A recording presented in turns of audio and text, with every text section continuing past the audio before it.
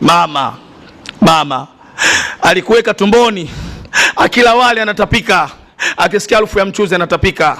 Wakati mwingine usingizi anashindwa kupata, unamsumbua, mara umekaa kulia, mara umesogea kushoto, mara aseme leo tumbo langu, maskini huyu ananisumbua huyu mtoto. Mama leo akukasirikie, wallahi huna salama. Sasa wallahi wabillahi, mke ndani ya nyumba anaweza akakwita akakwambia, mwanamke asiokuwa na dini akakwambia, mume wangu huyu mama yako mzazi hapa nyumbani mimi simtaki, mchawi.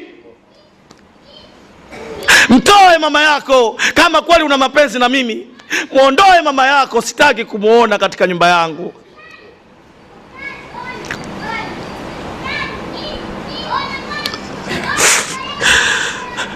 Utafanyaje? Nani umedhibitiwa? Una amri iko kwa mwanamke.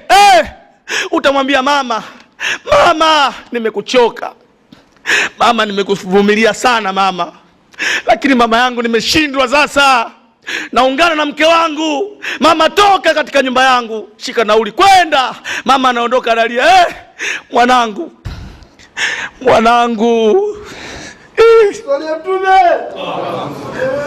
unanifukuza kwa fitina za mkeo mwanangu, naondoka. Inshallah utakwenda kunilipa, Allah atakwenda kunilipa. Ujaangamia wewe.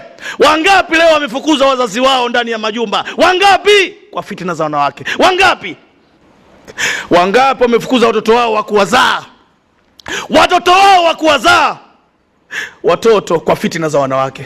Wangapi leo hawaelewani na ndugu zao kabisa wa kuwazaa, wametengana nao kabisa, na mtu anafikia kutamka, kwa kuwa wewe hutaki kuelewana na mke wangu, na mke wangu amesema hakuhitaji, na kwangu usije, tusizikane. Wangapi?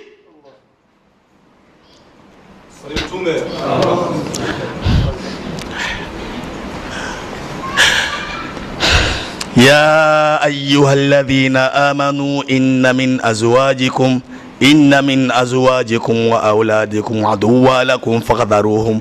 Enyi mlioamini, hakika baadhi ya wake zenu na watoto wenu ni maadui zenu, basi mjihadhari nao.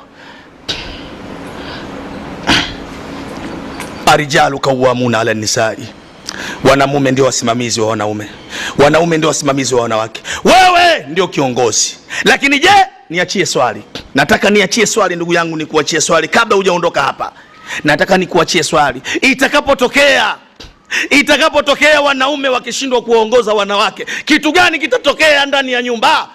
Hakika wanawake wataongoza wao nyumba.